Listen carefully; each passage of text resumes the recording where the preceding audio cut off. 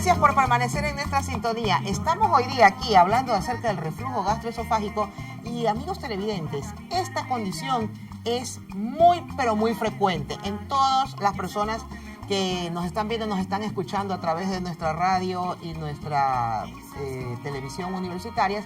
No se olviden de marcar al 222-1618 para sus consultas o hacerlos también a través de Facebook.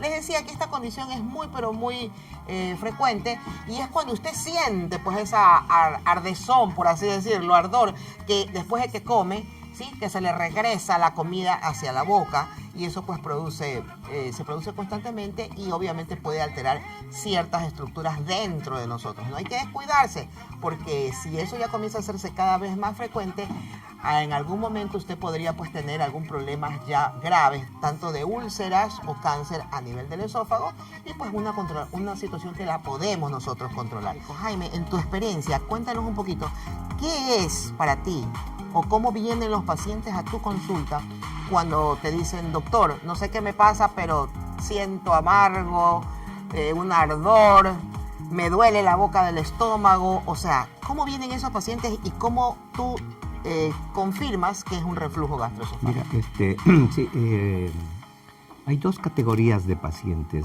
El que viene y te dice, vengo por reflujo porque ya sabe que tiene reflujo. Por los síntomas, y otros pacientes que vienen y te dan los síntomas característicos o típicos del reflujo, porque cuando hablamos de síntomas típicos, de síntomas infrecuentes, de extraesofágicos, pulmonares y laringios. Claro. O extradigestivos, que se llaman. Claro, entre los laringios, como la ronquera, puede ser. Los respiratorios, la tos. Y que muchas veces eso, cuando el paciente te viene, te consulta como sobreañadido, no como causa principal. Y que tú te puedes dar cuenta que este paciente probablemente tiene reflujo. Pero los síntomas típicos del reflujo, la pirosis, o sea, esa sensación de ardor, quemazón que tiene el paciente retroesternal, y casi generalmente coincide con después de comer. Ese es uno de los síntomas típicos. Y el otro síntoma típico es la regurgitación, es la salida espontánea de alimentos o líquidos hacia la boca. Usted cuando ve estas lesiones ya a nivel microscópico, una vez que el doctor Manosalvas o los gastroenterólogos han hecho ya pues este screening, ¿qué es lo que encuentra, ¿no?, a nivel ya epitelial, me imagino, del esófago, del estómago? Y quiero que sea lo más breve porque después vamos a profundizar en este tema. Así que... Realmente es una inflamación, una reacción inflamatoria, lo primero que se da. Si la sintomatología es severa, entonces puede hacerse de una etapa aguda, hacerse una etapa crónica. Cuando está en una etapa crónica, pues naturalmente va a tener alteraciones mayores, que pueden ser como el esófago de Barrett, que es una lesión bastante severa. Que es cuando cambia el epitelio del esófago, ¿no? Exacto, es decir, un epitelio escamoso estratificado normal del esófago se transforma en una metaplasia de tipo intestinal. Y naturalmente esto no queda ahí, podría inclusive, si es que no acude a tiempo donde el gastroenterólogo para recibir el tratamiento y los cuidados del caso, transformarse en una displasia, una atrofia, y finalmente podría llegar hasta una situación de un precáncer o un cáncer in situ. Jaime, yo quiero consultarte algo y quiero que me digas si este mito es verdad. ¿El consumo excesivo de café aumenta la acidez en el estómago y puede provocar reflujo gastroesofágico?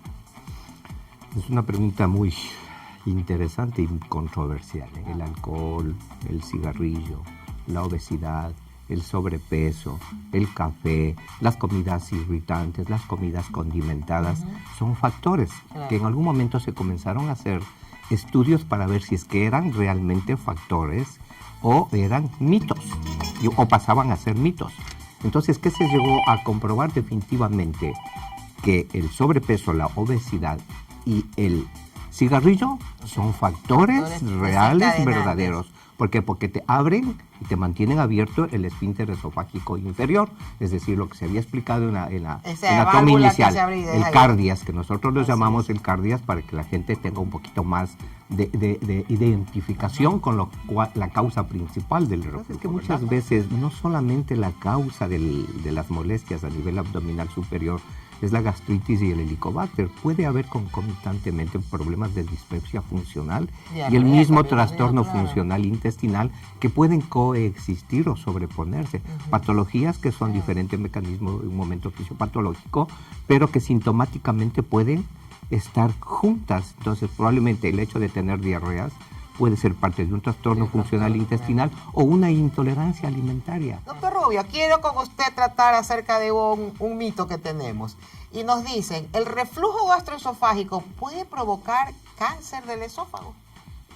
Bueno, iniciamos algo con la explicación previa, pero cuando por los diversos factores que muy bien lo acaba de decir el doctor Manosalva, hay un reflujo, si concomitantemente está el Helicobacter pylori, esto puede conllevar a que haya una respuesta de la mucosa, inflamación aguda, bastante intensa, que puede causar inclusive cierto grado de hemorragias, a veces con pérdida de sangre y una anemia. Al mismo tiempo comienza a transformarse ese epitelio, si es que no da el tratamiento adecuado o llega muy tarde a donde el gastroenterólogo, va a comenzar a transformarse esa mucosa que es esofágica, se transforma en una metaplasia de tipo intestinal. Si no es tratado y los hábitos son muy malos, se transforma en una displasia, ¿no? Esta displasia ya implica una lesión precursora del cáncer. La displasia, cuando ya se transforma de ser leve a ser una displasia severa, puede llegar a ser un carcinoma in situ.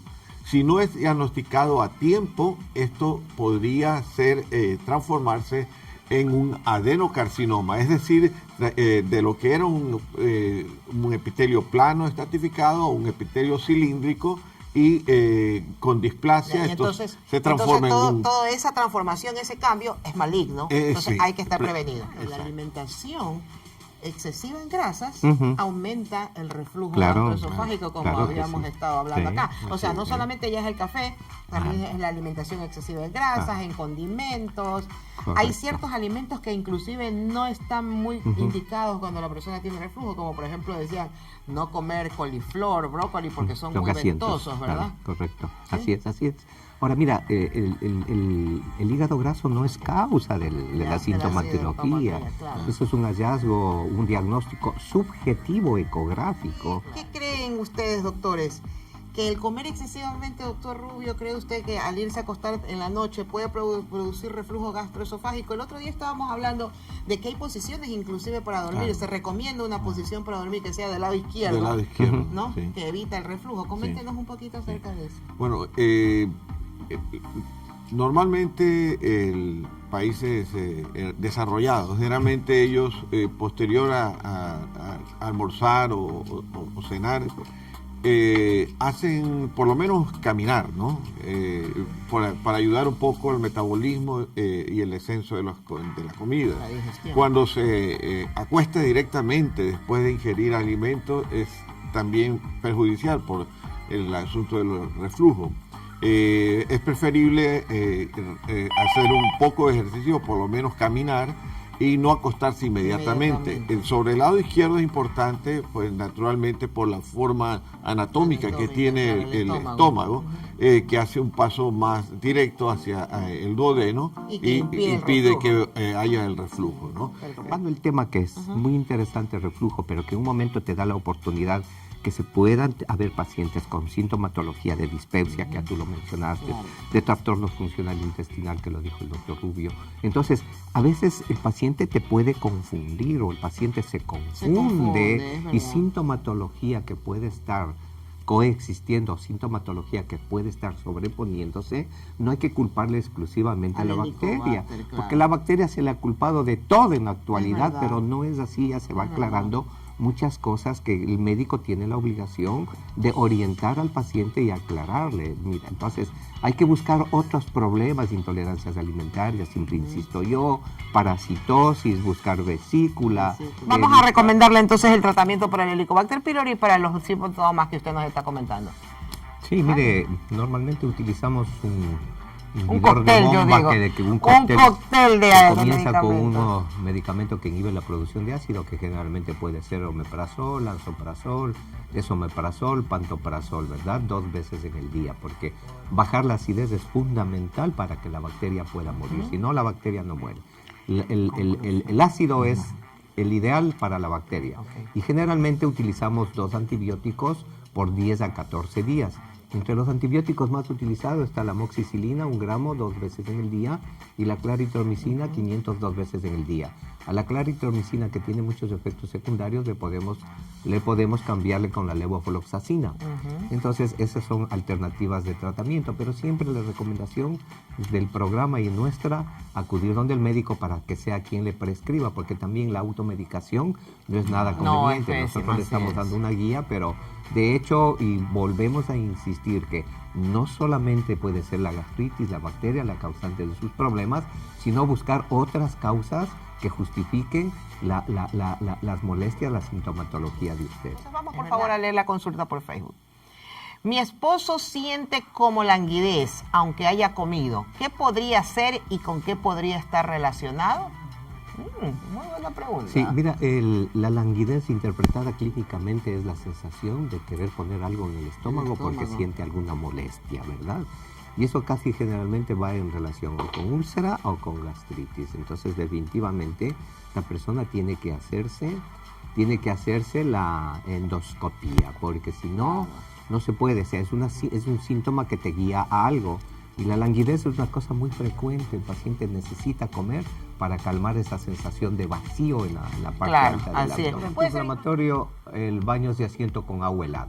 Ah, caramba. De mañana y en la noche. Y la dieta también, mucha fibra, sí, ¿no? Para fibra evitar pujar. Para evitar pujar, correcto. Claro, porque sí, si sí, la claro, señora está sí, estreñida, sí. el paciente con hemorroides es estreñido, puja más, pues agravamos más el Agrava problema. el Entonces problema, comer así es. con más fibra. Así Doctor es. Rubio, quiero que nos dé sus conclusiones el día de hoy para este tema que hemos estado hablando del reflujo. Con mucho ¿Qué nos gusto. recomienda? Bueno, hay cosas que quizás se nos pase por alto, pero es importante que no vuelva a alimentarse en el sitio que se infectó. Hay veces que es un sitio en particular que tiene un mal hábito y ese mal hábito puede llegar a la reinfección constante.